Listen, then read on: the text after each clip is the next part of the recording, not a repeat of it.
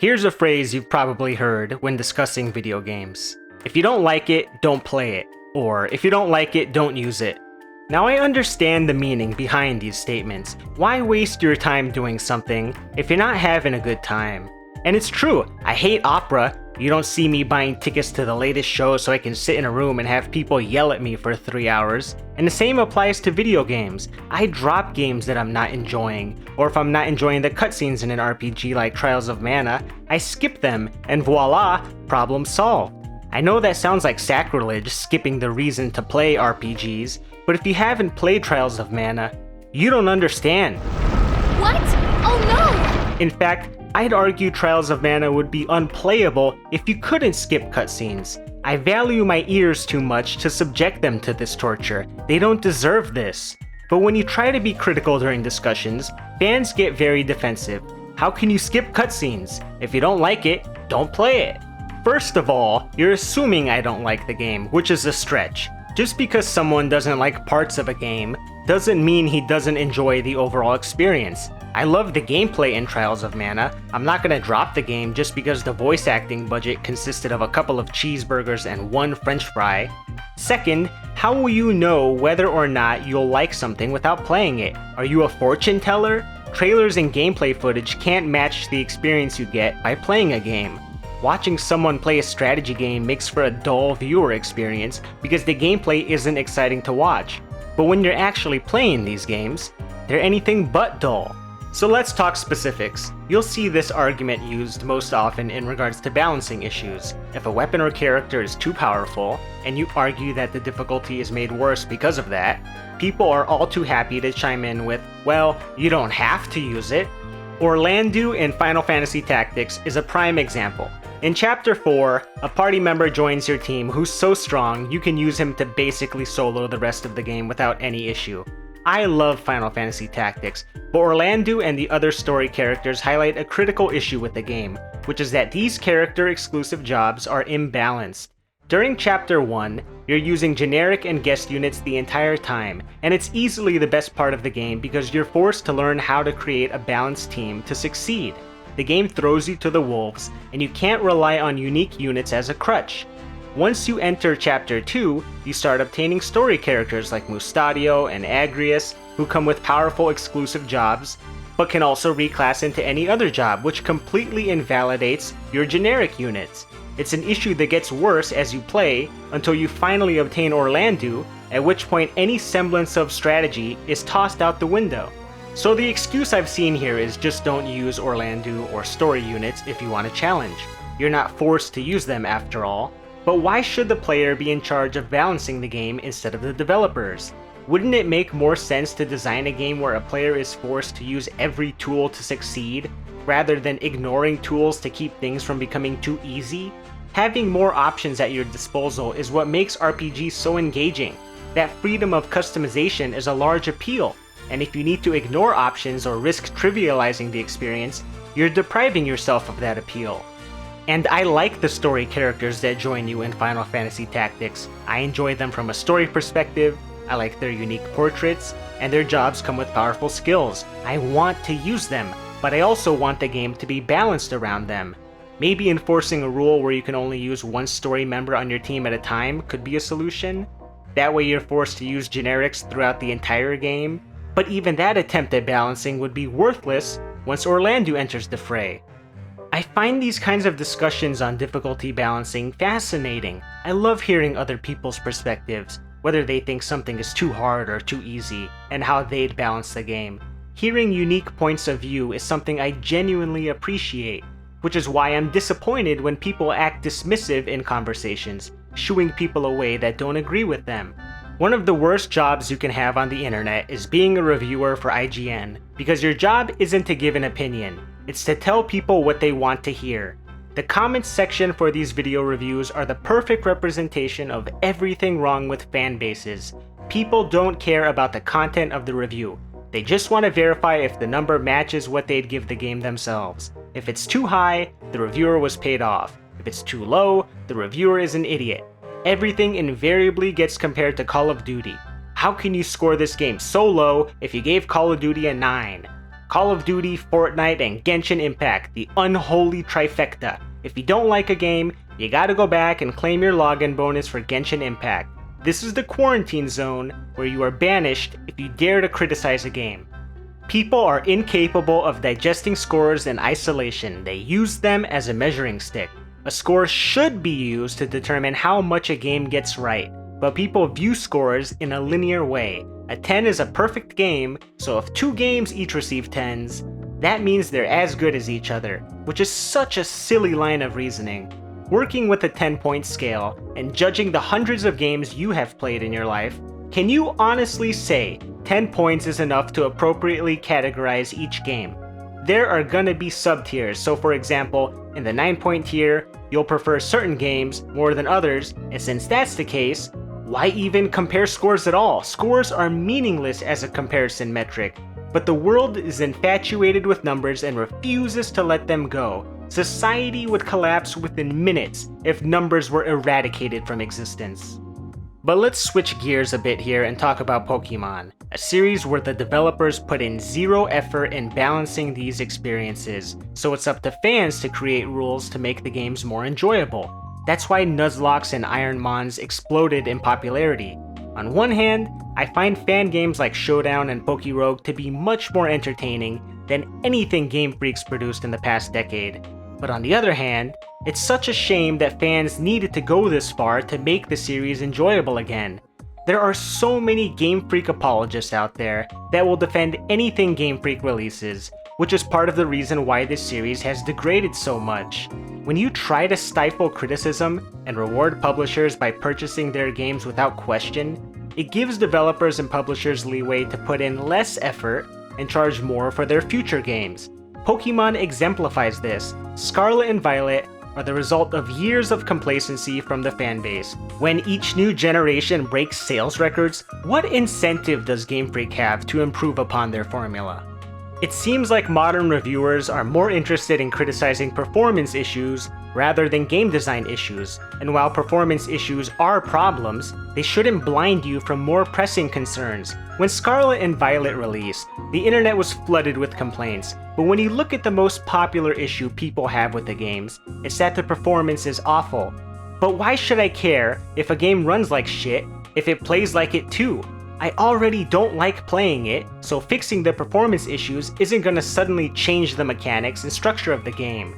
The same situation happened with Dragon's Dogma 2. Everyone complained about the performance issues, but forgot that the game itself is missing features that its predecessor had over a decade ago. So why play Pokemon Scarlet and Violet if I knew the series had been on a downward trajectory for almost a decade? If I don't like them, should I play them? No, I shouldn't. Why give Game Freak money? Doesn't that make me part of the problem? It does. I can admit that I'm part of the problem. The difference is that I don't pretend to like the games. I've played every mainline Pokemon game since the first one, so I'm basically playing the new ones out of obligation at this point, to see how much worse they can get, or on the off chance that they start to improve, I can be pleasantly surprised. I'm not playing these games because I think I'll enjoy them. I'm playing them because I enjoy the discussions on game design. I enjoy talking about the games more than playing them, and I can't offer any worthwhile insight if I don't play the games. I've long since stopped caring why Game Freak decided to not make these games fun anymore. Now I'm just wondering why this series, historically created with children in mind, is now targeting embryos.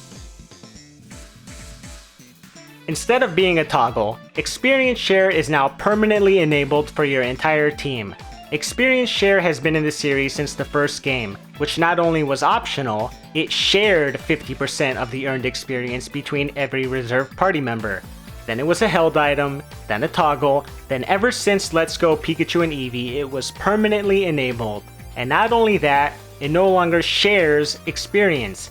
Each participating Pokemon keeps all the earned experience, and every reserve Pokemon is individually awarded 50% of that experience. So now, fighting just one trainer grants your whole team an insane amount of experience points, which crushes the difficulty. But the game's rebalanced to accommodate this massive increase in earned experience?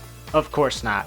You might not think this is an issue, since these games are made for children after all, but think back to the NES and Super Nintendo era. Games like Ninja Gaiden and Castlevania were designed for kids, and kids beat them.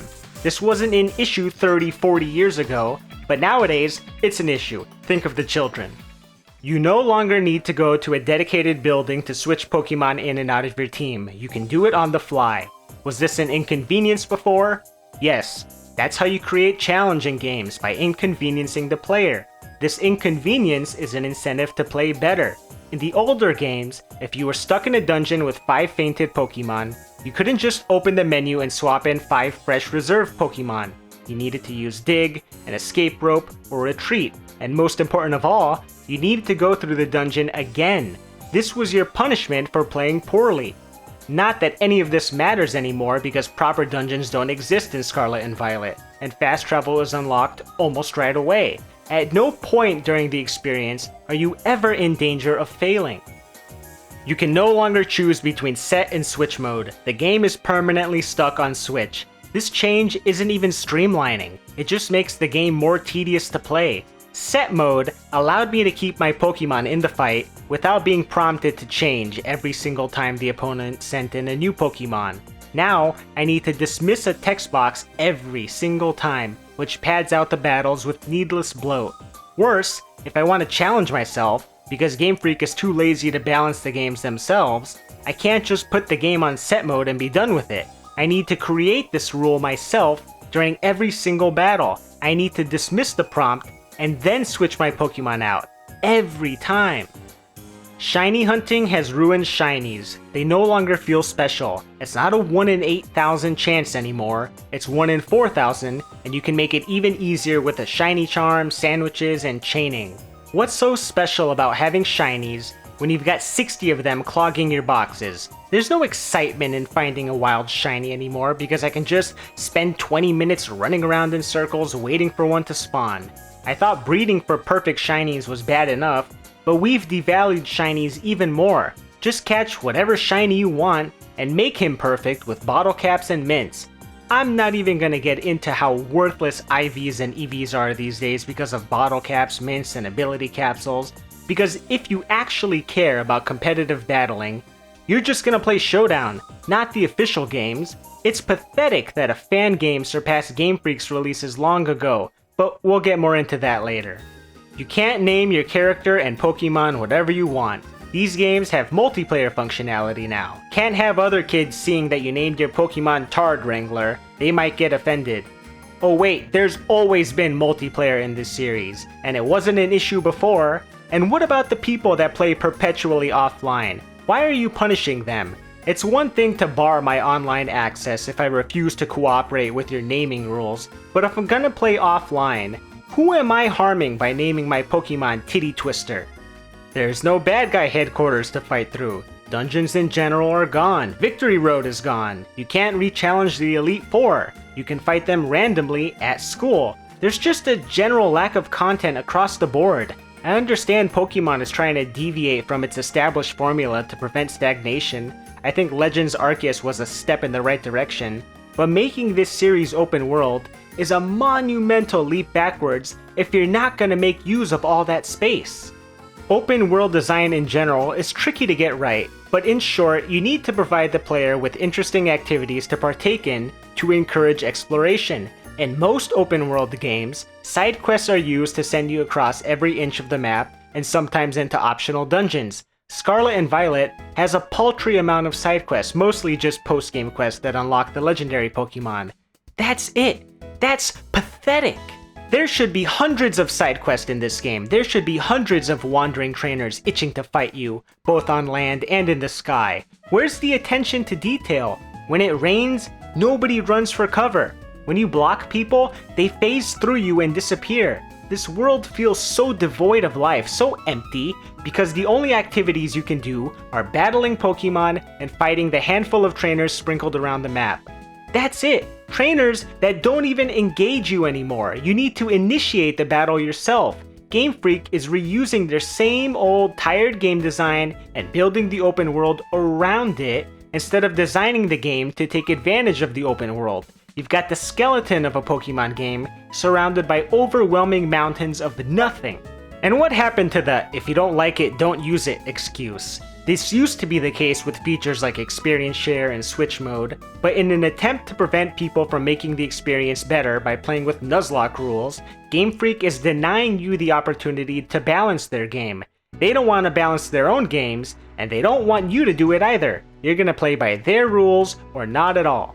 Showdown is the result of people taking "if you don't like it, don't use it" to heart and creating a better experience. Showdown balances Pokemon in a smart way by maintaining tiers and introducing battle clauses. There are ladders for both randoms and pre-assembled teams. They make legendaries playable instead of throwing out a blanket ban like Game Freak.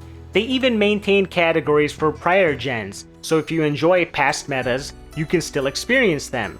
And you can chat with your opponent, something Nintendo is opposed to because, think of the children. Is it not enough that you need a subscription to even access online multiplayer in Scarlet and Violet? And there are disclaimers out the ass that state that online interactions aren't rated by the ESRB. Not that people know how to read these days. If a parent allows a child to play games online, it's their responsibility if they read anything inappropriate. It's no different from surfing the internet. This wasn't a problem in the 80s and 90s. Parents shared the same responsibility then. If you want to point at someone and say, "if you don't like it, don't play it," point to parents that get upset when their kids hear naughty language. Pokerogue was designed in someone's basement, and it's more enthralling than anything Game Freak's produced in the past decade. It even offers the battling, capturing, and shiny hunting experience that the mainline releases offer. The most passionate fans are the ones that take game development into their own hands to make something great, and they release their projects for free. Yeah, it's because monetizing copyrighted assets is illegal, but they're still sharing countless hours worth of effort here for free. Yet Game Freak needs a year to cobble together a half-hearted DLC that costs $35. If the executives at Game Freak and Nintendo had half a brain, they'd hire these fans and release Showdown and Pokerogue as full-priced official games. I went on a huge Pokemon tangent for a while and almost forgot that my point here is that dismissing people's concerns with "just don't play it" isn't accomplishing anything other than saying the series isn't for you, which isn't always true. If I listened to people each time they told me a series wasn't for me, I'd be missing out on some great games. And if you want an example of what I mean, get ready to be surprised because despite bad-mouthing the Trails series for several videos, I bought Daybreak against my better judgment. And guess what? After playing for 18 hours over the past week, I'm having a great time. So anyone that said this series wasn't for me, well, you were wrong. Daybreak is paced much better than the preceding entries. It leads with an engaging story almost right away, with a more mature and interesting protagonist. Plus the combat system is a massive improvement, blending real-time action with turn-based combat. Does that mean I'm gonna go back and play the older games? No, but I still think Daybreak is a damn good game, and I'm interested in the series moving forward. Ultimately, if all you want is to find someone that agrees with you, why engage in conversation at all? Listening to other perspectives is the entire reason why we communicate with one another. I get why people try to shut others down, but there's a difference between saying something sucks and explaining why you don't like it. Don't act dismissive with others just because you disagree with them. And why does this matter? Because when you've got millions of fans that will buy anything new without question, just to be a part of pop culture and drown out all criticism, there's no incentive to push out quality products. There's no reason to innovate, and there's every reason to cut corners. We saw Square Enix use AI-generated art for fake album covers in Foam Stars. If people continue to act complacent with these practices, thinking they're not a big issue at the moment, get ready to see a lot more of this in the future. And at that point, no amount of criticism or pushback will heal the industry. You already bought into microtransactions, day one DLC, and pre-orders. Now look where we are.